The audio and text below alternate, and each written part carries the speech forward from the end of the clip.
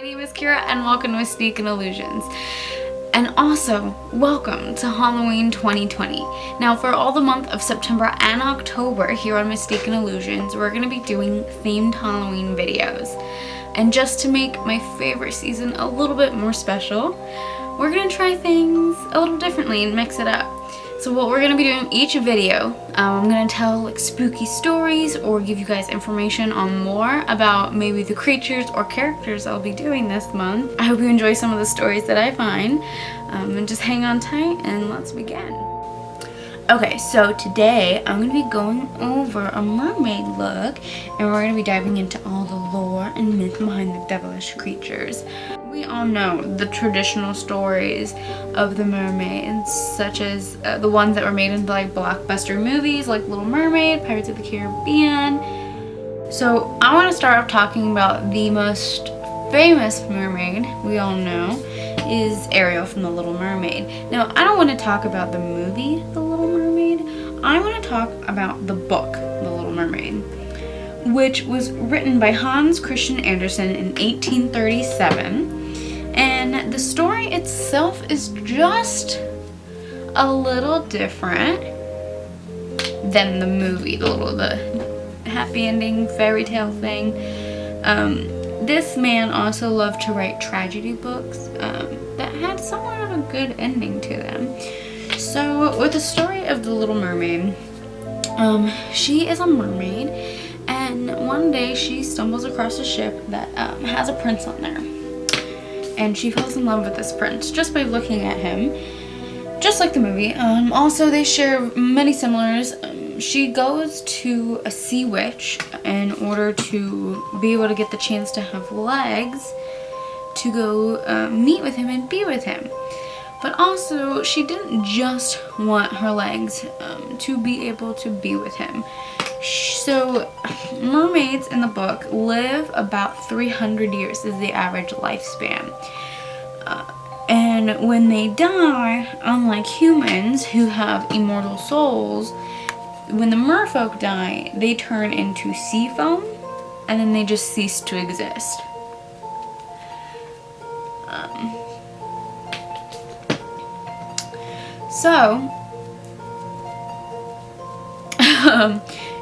She also wanted to be human, to have an eternal soul to call her own.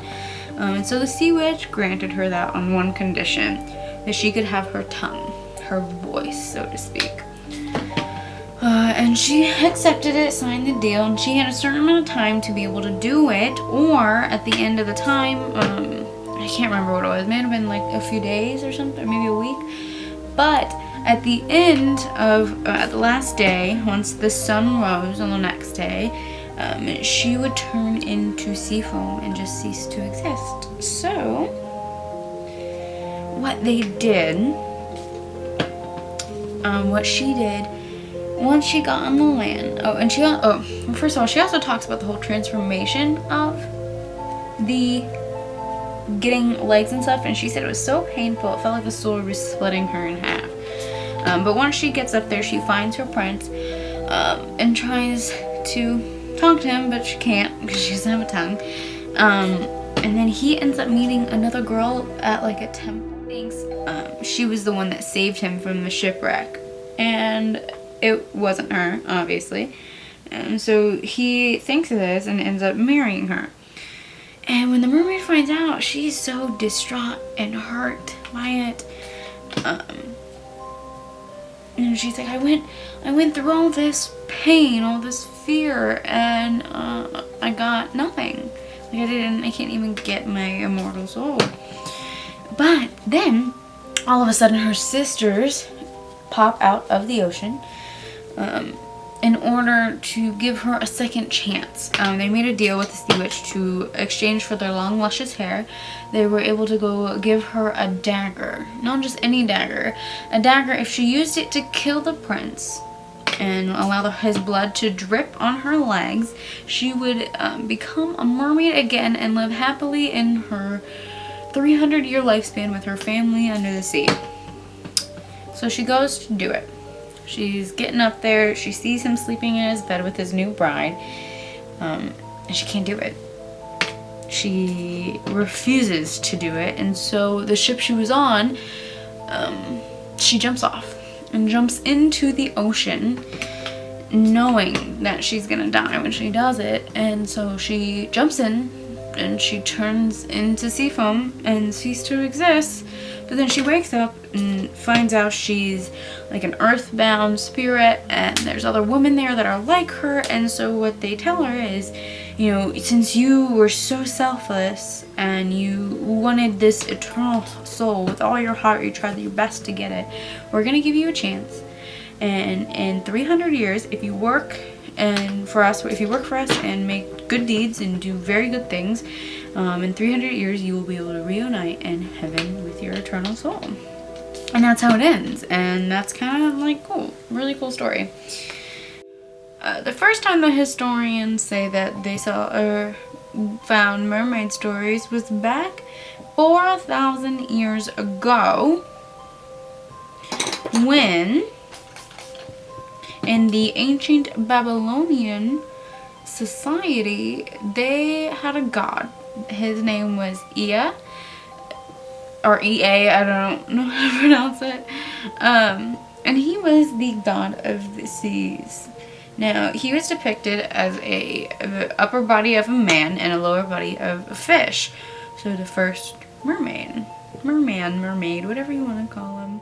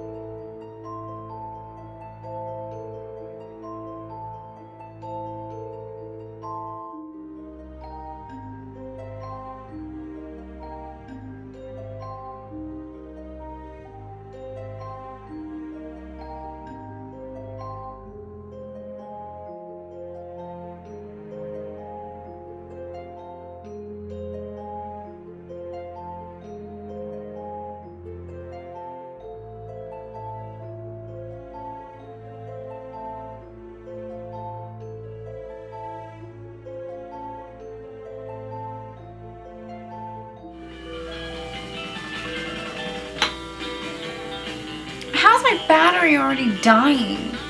Shit. Alright. We're gonna skip the neck and we're gonna go into the eye makeup real quick while I still can. Alright, so we are also gonna be diving a little bit more into where else the mermaids were seen at. So, another famous culture that showed the mermaid was the ancient Greeks. Now there is a little bit of a difference. So there is a story about Alexander the Great's sister, who when she died, she became a mermaid, and would travel the Aegean Sea. And that is where she lived, and she would go to ships and stop them and ask the sailors, what is the status of my brother, the king?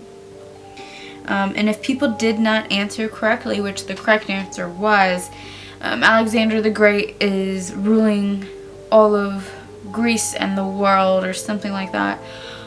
If they didn't answer right, she would cause the seas to have a terrible, awful storm which would have killed all the sailors. If they were correct, she left them alone and actually helped them on their voyage a little bit.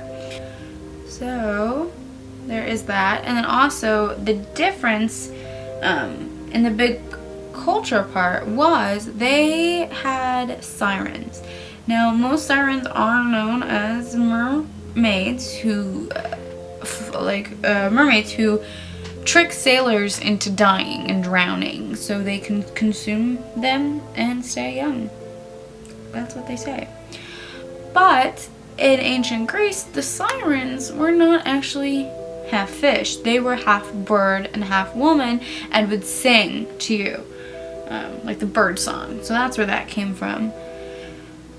And of course, they also had Poseidon, who was their god of the sea, and was depicted a lot like the Babylonians' god of the sea. You know, half man, half fish.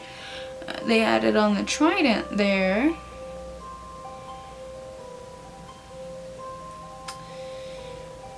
So, ooh, that looks good. Okay. So there is that with the ancient Greeks. The wonderful tales of the sirens and the mermaids.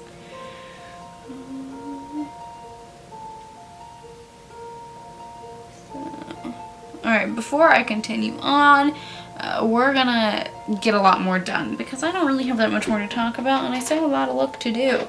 So go ahead and enjoy my sped up montage of me doing this.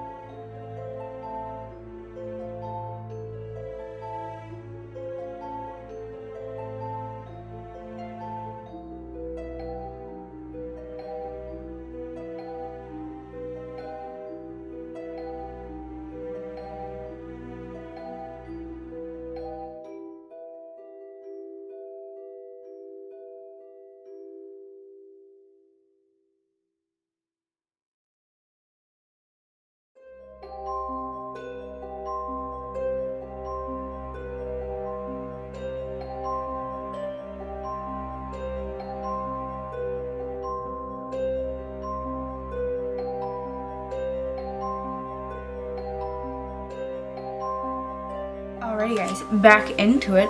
So the tales of the mermaids don't actually just end at ancient Greece.